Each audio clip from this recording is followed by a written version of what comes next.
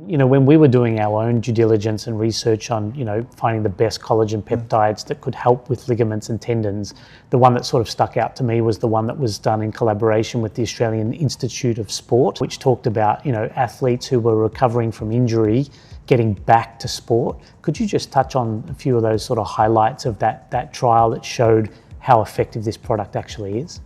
So 2 groups, one taking Tendor, one taking placebo.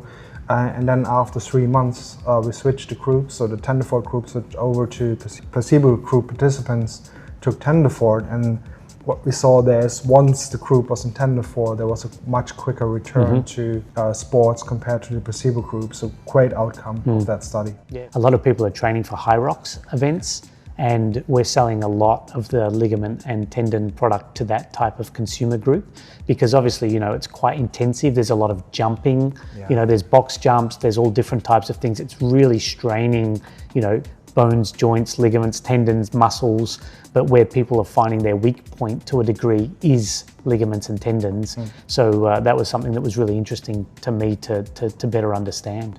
So we looked into strengthening tendons and ligaments with Tendor, and there's some research looking at using scans, like ultrasound scans of your tendons, ligaments, looking how the thickness changes, how stability changes, and we saw very good results out of that.